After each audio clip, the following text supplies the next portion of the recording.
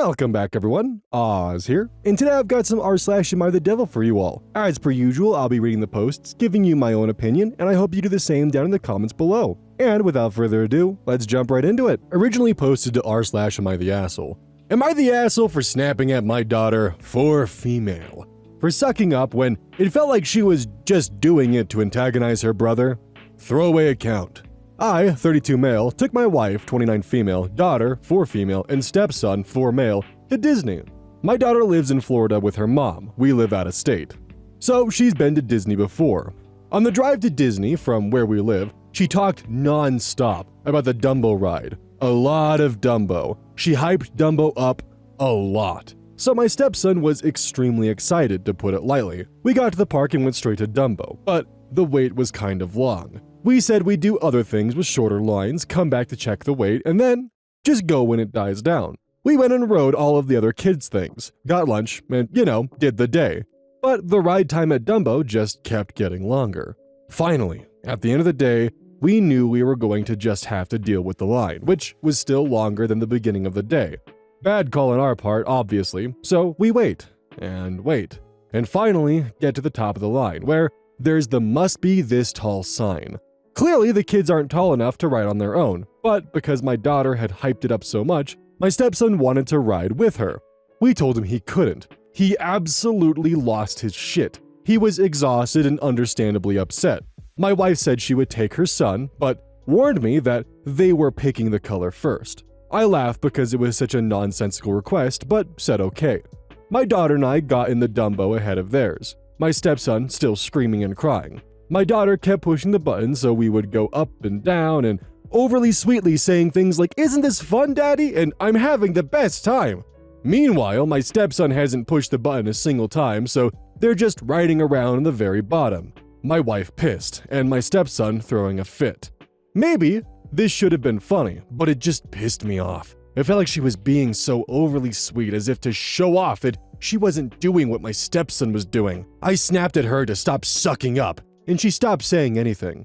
Am I the asshole for snapping at my daughter for sucking up when it felt like she was just doing it to antagonize her brother?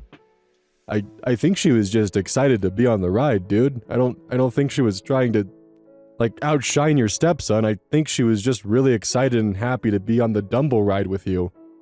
She's 4. I mean, I know that children can definitely be complicated and fickle bastards, especially with their emotions, but I don't think your daughter is scheming to try to make your stepson look worse and disguising it through just simply being excited about a Dumbo ride that she was obviously very hyped about and probably wanted to know if you were enjoying it as much as she was.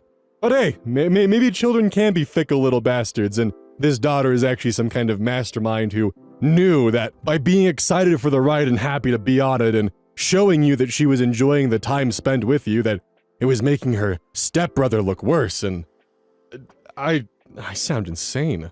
This one was originally posted to r/AmITheAsshole. Am I the asshole for arguing with my girlfriend because I invited her to an event and she left to go eat elsewhere? My girlfriend, 26 female, and I, 30 male, have been arguing since yesterday about this. Context on my girlfriend. She's fit, takes her gym seriously, and has a healthy lifestyle, which means she doesn't eat everything or whatever. I consider this to be a bit excessive since I do work out but I eat whatever I want, but it's her choice, so I leave her to do what she wants. I invited her to a martial arts event where we were watching some friends of mine fight. She's not a super fan of MMA sports, but she accepted my invitation because she wanted to be with me. The event was at 7, we arrived at 7:30, but it started an hour later. Before going, she asked me what we would eat and I said I don't know. We should just go and see what we can have there. We arrived and noticed there was only hot dogs and fast food, which I offered her if she wanted something. I'd pay for it. She said no. She asked what was nearby, and I said a mall. She then told me she was going to grab some quick food over there and be right back. I was angry at her for leaving and simply not eating the food that was offered there. Everyone was eating there. She just left and grabbed food elsewhere, came back 30 minutes later. I was mad she left me alone just because she craved or wanted another type of food. Once we got home, I told her how mad I was at her for doing that when she could be a bit more flexible with her food and just eat what's being offered. I told her going out with her was trouble and a headache because she was never flexible. I admit I was angry and could have used better words, but she does have a problem with adapting to an environment she doesn't feel comfortable in. She then said I shouldn't be forcing her to eat something she doesn't want to eat. Am I the asshole? Well, first of all, her body, her choice. Second of all, what did you say to her? Because what you told us, I told her going out with her was trouble and a headache because she was never flexible, doesn't have the same tonal implications as you then stating, right after, I admit I was angry and could have used better words. So what did you actually say to her? And dude, why are you getting this angry at her because she wanted to put something in her body that wasn't just junk food from a stadium when you know that she's a health nut? It's important to her. I feel like there's more actually going on with this story that we're not being told about. Like from what you described, she didn't miss your friend's events. It sounded like you left her to walk to the mall on her own, get her own food, and then walk back, and you could have gone with her. She didn't have to leave you alone. You could have tagged along so she could have the food and be happy. This could have been a win-win. You support her lifestyle, she's happy, you're happy, you get to watch your friends that are doing a little MMA fight, and you can eat as many hot dogs as you can shovel down your gullet hole. You could have had a perfect night, but instead you got mad at her because she wanted to eat healthier. Like, to me, it sounds like you're acting like she did this to spite you when you know she has a history of choosing healthy options because she's a health nut. Like, buddy, friend, pal, listen to yourself. This one was originally posted to r/relationship advice. My 33 male, partners, 25 female, dog with her ex, 25 male, is ruining our relationship and I suggested euthanasia. She now resents me. How do I navigate this situation? My partner Jess and her ex, Tom, adopted a 9-year-old rescue dog together shortly before their breakup 2 years ago. At the time of their breakup, he took responsibility for the day-to-day care of the dog, with her visiting and occasionally dog sitting over the past couple years. Now, I'm not a pet person, and have had very little to do with the dog, but have tolerated it staying at my house from time to time, as my partner and I live together. 3 weeks ago, Tom was evicted for failing to pay his rent and is now couch surfing. One of the main reasons he's having financial problems is because the dog has ongoing medical issues, which are quite costly. He insists on covering these costs. Jess insisted she had an obligation to look after the dog while her ex finds a new place, and the dog has now been at her house for almost 3 weeks straight. And there is no knowing when her ex will find a new place, as the rental market in our city is dire. I was already quite uncomfortable with Jess and her ex continuing to co-own a dog, as it has meant they've continued to have contact throughout our relationship. But now the dog itself is firmly intruding on our relationship. Jess's insistence to look after this dog has meant we've been unable to go on dates as frequently as we otherwise would, and a weekend I've been planning away is now in question. She says she doesn't have a problem looking after the dog until her ex finds a place, but it's not just affecting her, it's affecting me and the dynamic of our relationship. I work in a high-paced, high-workload environment, so time to relax and unwind is important to me. I've asked her why the dog can't stay with Tom's friends or family, but apparently he has very few close friends as he only immigrated here a few years ago, with Jess, and his family is still all overseas. I told Jess if he can't take care of the dog, he should hand it over to a shelter. Jess insisted that it would be unlikely to be adopted and get put down because of its age and high ongoing medical costs. I rang the shelter and they confirmed this. I told Jess that given the circumstances, her ex should just get the dog put down and that this is the best thing for everyone in this situation. As a gesture of goodwill, I even offered to pay for the euthanization to ease the financial burden on her ex, which I obviously did not have to do. My partner says that I don't understand because I've never owned a pet, which is true because I find them to be disruptive, which is being completely validated by this situation. For context, they adopted the dog 3 weeks before breaking up, and it's been with her ex since. He's been almost wholly responsible for the dog for almost the entire time it's been in their lives. Ultimately, she's beginning to come around and see that this is unfortunately the best and really only feasible path forward. But it's clear she feels like I'm making her do this and resents me for it. I want to be there for her because while I've never owned a pet, I can understand this will be an emotional process, but feel like it's hard to support her under these circumstances. How do I navigate this situation as gently as possible and make her see that I'm only looking out for everyone? Too long didn't read. Partner and her ex share a dog that's now staying at our place. It's affecting our plans, and I suggest the dog should be put down. Dude, that too long didn't read does not help your case in the slightest. Oh my god. This dog has mildly inconvenienced me. Kill it!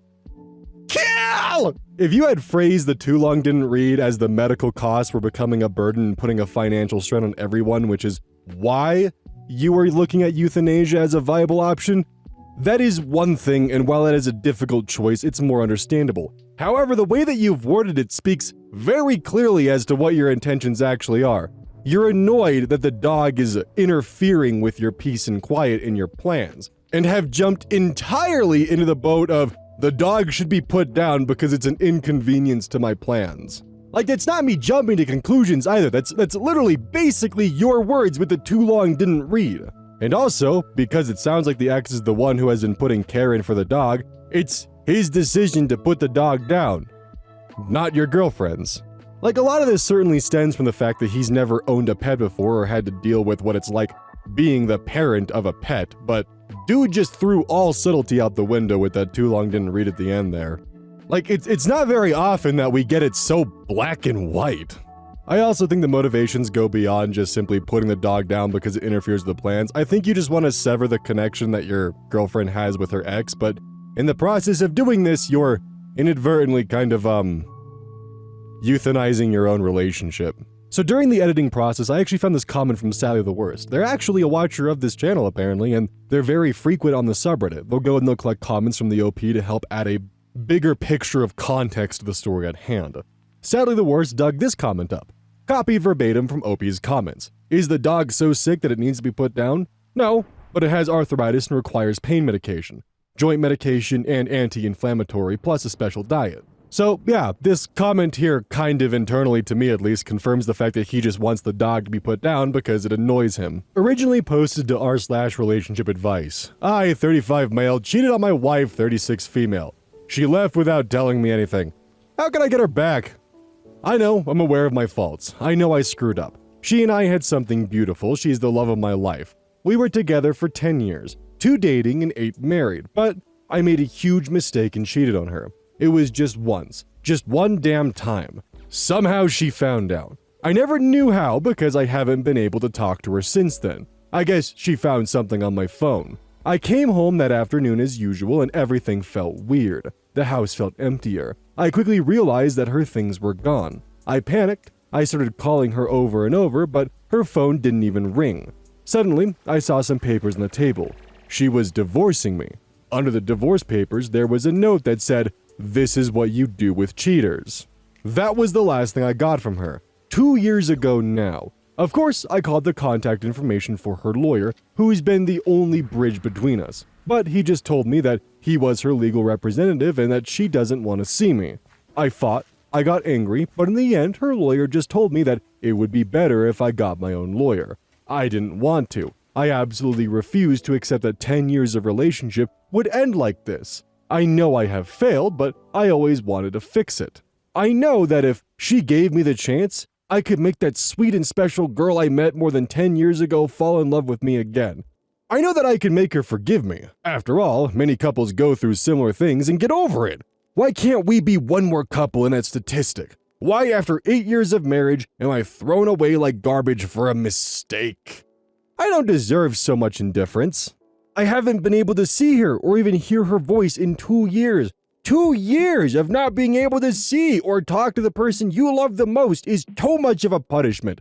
This situation has destroyed me emotionally, mentally, and even physically. I ended up consuming an unhealthy amount of alcohol. Weeks of barely eating, not sleeping. I was a zombie for months. I was just functioning on automatic. I wanted to die, but I couldn't let myself die because I always held on to the hope that she would come back. My therapist says it's really hard when you can't get closure from a relationship because your mind can't process that the relationship is over. So you're always thinking that person will knock on the door or that you'll wake up from sleep and they'll be there by your side.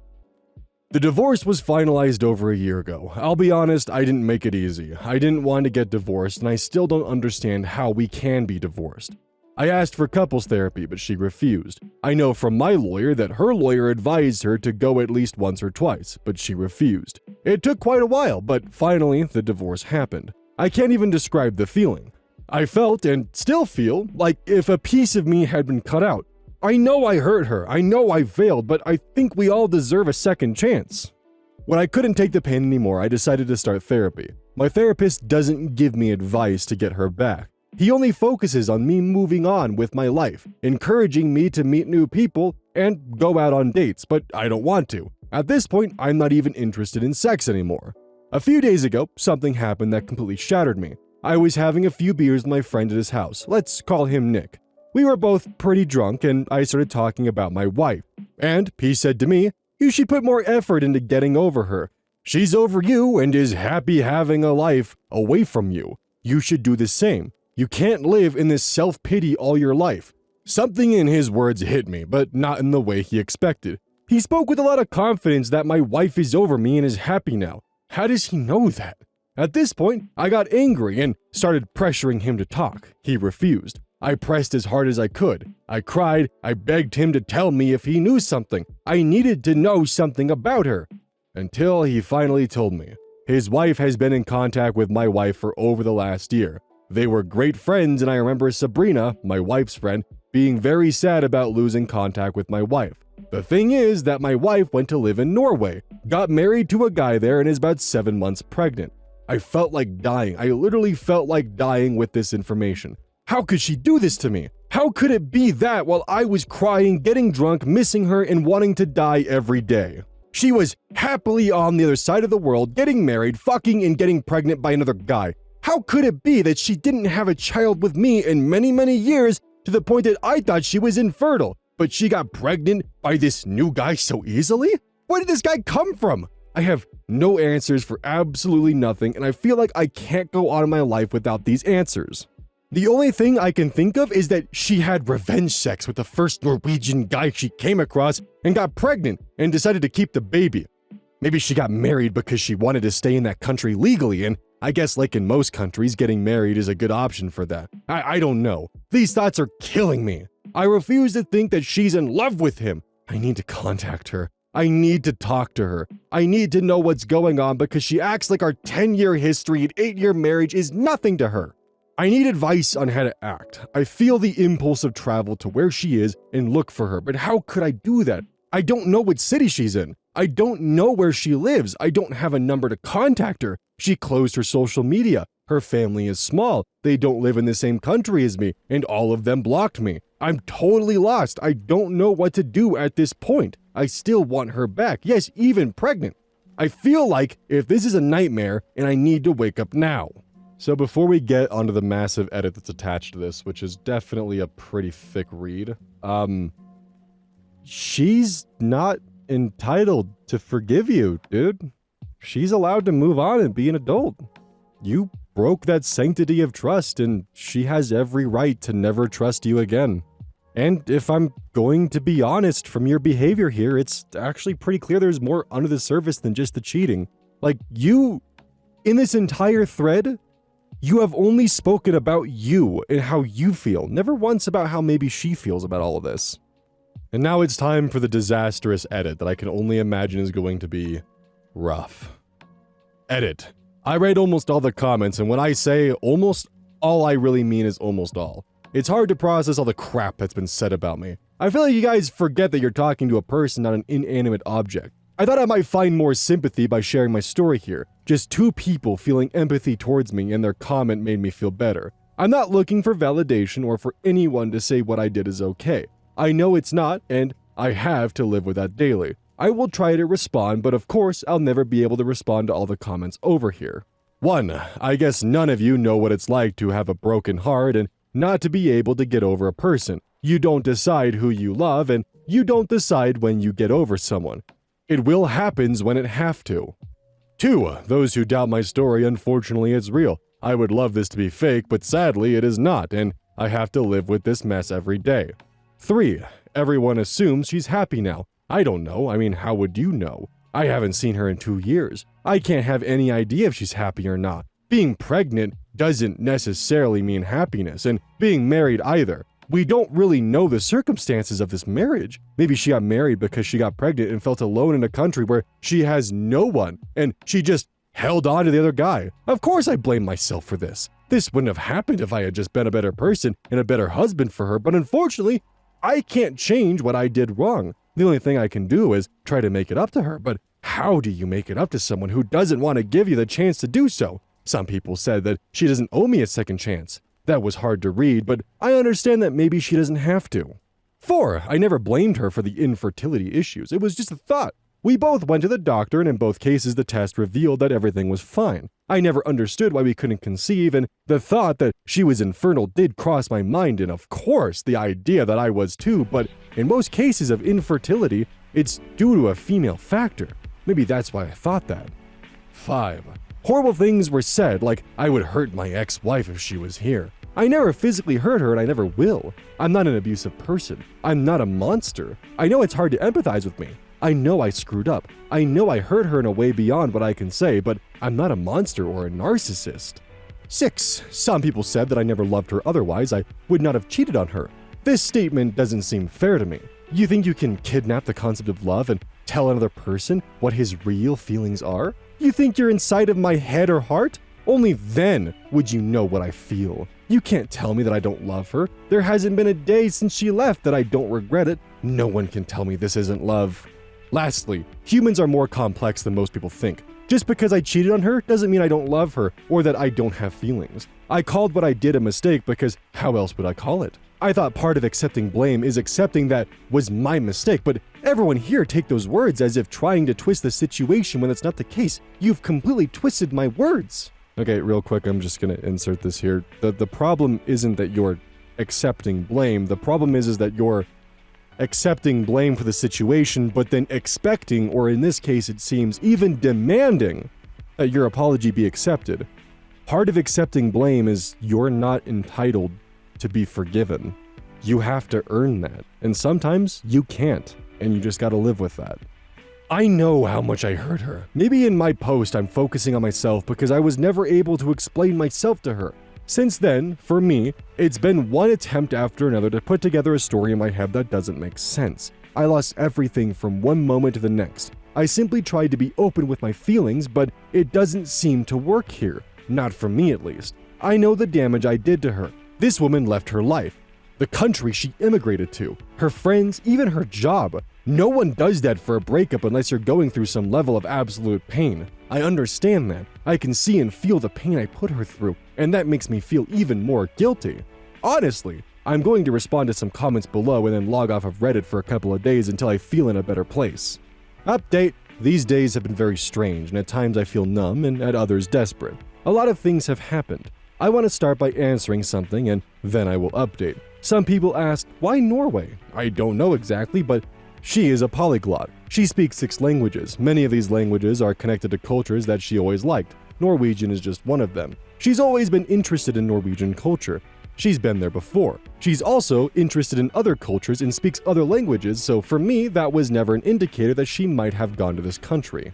Regarding the update, the first thing I'll say is that the post reached some people in my circle. Sabrina's sisters on Reddit. She knows the story and realized it was me. She told Sabrina. Sabrina's angry at Nick for revealing information. Nick is angry at me for posting on Reddit, and because he says I pressured him to talk, I am angry at both of them for being 2 assholes who watched me suffer for 2 years and decided not to help me. They didn't care about my marriage. Why should I care about their marriage? Sabrina could have given me Marianne's phone number a long time ago, but she decided to prioritize her friendship with my ex instead of helping 2 friends mend their marriage. Meanwhile, no one cared about my feelings. I'm done with them at this point. Regarding to my ex-wife, I've been thinking a lot. She can't just disappear. I convinced myself that if I searched hard enough, I could find something related to her. I follow some of her oh dude, this is getting fucking creepy. I follow some of her relatives from a fake Instagram account, but I never found anything related to her. I searched a lot, really a lot, and found a name that I'd seen before, but that hadn't caught my attention until then. It was a lady with a name that's not typical in the United States or my wife's country. She's not American, and a very strange last name. I went to her Instagram profile and she had no pictures or anything, just a small profile picture that you can barely see. I decided to look her up on Facebook and found the same lady with the same profile picture, only her Facebook profile is quite open. She is indeed a lady from Norway. I checked everything I could on this profile and I was convinced that it had something to do with my wife. How else would a relative of hers have this woman in their friends? I saw a lot of pictures, people, plants, mountains, gardens, lakes, flowers, typical things that an older lady posts. Until I came across a picture where my ex was dressed as a bride hugging a guy. I had to translate the text. The lady was congratulating her son on this wedding. There were a few more pictures, not many. But there were even some members of my ex's family in the wedding pictures. The dates of the pictures were from a year ago. A year ago! She married this guy. I don't understand. How could it happen so fast? When did she meet him? I honestly thought she got married after she got pregnant. Not before. This baffles me even more. After that, I found another picture. It was a group picture that she was far away, but of course I recognized her. The same guy had his hands on her shoulders, hugging her. This picture was from February 2023. To be clear, she left in May of 2022. How is she with someone in February of 2023? Only 9 months, and she's already in a stable enough relationship that he's introduced her to his family? What the hell is going on here? I feel like I have even more questions in my head now. I know I shouldn't be upset, but I am. I know I lost her because I was an idiot, but it's hard to get this feeling out of my head right now. Anyways, for those who had imagined this fantasy that my ex is with some kind of Norwegian Chris Hemsworth, let me tell you, it's not like that. This guy is too tall, too blonde, and too pale. Hair too long and kind of chunky, to be honest. He looks more like the old cartoon of Vikings and is definitely not a Chris Hemsworth. I managed to find his Facebook profile, but he has almost nothing there. His profile says he's an engineer who wears a metal band t-shirt at 38? I don't know how to take this because I'm an engineer myself, just in a different field. Why would she look for a man with the same profession as me? My wife has always liked heavy metal, which I always found nasty, but I never complained. After all, your partner doesn't have to have the same musical taste as you. I mention this because maybe that was the way they were connected. She used to connect easily with people who like the same type of music. I don't know, but I honestly look at it and I think, where did she get this guy from? I mean, he can definitely do better than this. This pregnancy thing still messes with my head. I try not to think about it. I can't understand. I'm not infertile like the comments suggest. I've been to the doctor and I know I'm not, but God, it kills me to think that she's going to have another man's child. I don't get it. I feel like this is beyond anything I ever imagined, and no, I'm not going to Norway. I'm not going to try to contact her. I still want to see her and talk to her, but I obviously can't force her to do that. I have too much to deal with right now and too much to talk about in therapy. If by any chance this post reaches my ex, I want you to know that I still love you.